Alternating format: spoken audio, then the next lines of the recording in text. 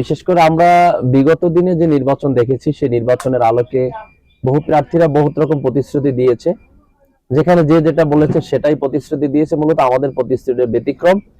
এর মধ্যে আমাদের প্রতিশ্রুতি হলো সমাজের যে যে জায়গায় সমস্যা আছে সেই সমস্যাগুলো সমাধান করা আমাদের 1 নম্বর অঙ্গীকার।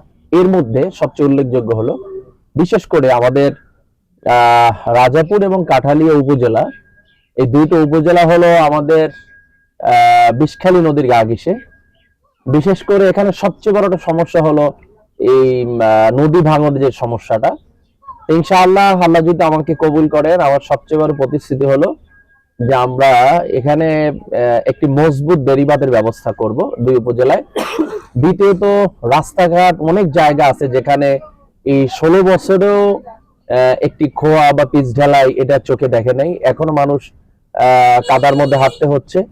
রাস্তাঘাট এটাও আমাদের উন্নয়নের মধ্যে অবশ্যই তালিকায় রয়েছে। বিশেষ করে কাঠালী উপজেলার সবচেয়ে বেশি চিকিৎসাধীন মানুষ অবহেলিত, অর্থাৎ চিকিৎসার জন্য মানুষ খুবই দুর্ভোগের মধ্যে রয়েছেন। এই জন্য আমাদের টার্গেট হলো সর্বপ্রথম আল্লাহ যদি আমাকে কবুল করেন, কাঠালী উপজেলার মেইন সদর ভিত্তিক ইনশাআল্লাহ 50 শয্যা একটি মেডিকেল করার ব্যবস্থা ইনশাআল্লাহ আমরা করব।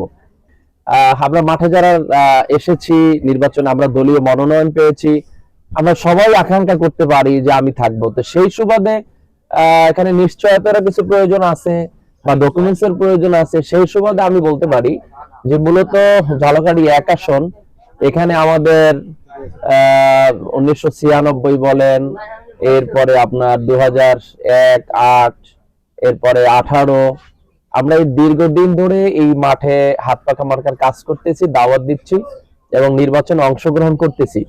সেই সুবাদে আমরা মনে করি যে আসলে হাত পাখা মার্কার ব্যাপক জনসমর্থন রয়েছে। তো এই সুবাদে আমরা কেন্দ্রের কাছেও সে আশ্বস্ত করেছি বা আমাদের ডকুমেন্টস আমরা পেশ করেছি। আমরা আশাবাদী যে ইনশাআল্লাহ যদি কেন্দ্র বিবেচনা করে, যেহেতু কেন্দ্র থেকে বলা হয়েছে যেখানে যেই প্রার্থী হতে পারবে সেখানে তাদেরকেই রাখা হবে। যেহেতু এই আসনে ভিন্ন যারা এই 11 দলের সাথে সম্পৃক্ত আছে, বিগত দিনে এই আসনে এককভাবে কেউ নির্বাচন করে নাই, শুধু আমরাই নির্বাচন করেছি। তো সেই সুবাদে আশাবাদ ইনশাআল্লাহ এই আসনে হাত পাখা মার্কায় সর্বশেষ থাকবে এবং হাত পাখা মার্কা বিপুল ভোটে বিজয় হবে ইনশাআল্লাহ, এটা আমরা আশাবাদী।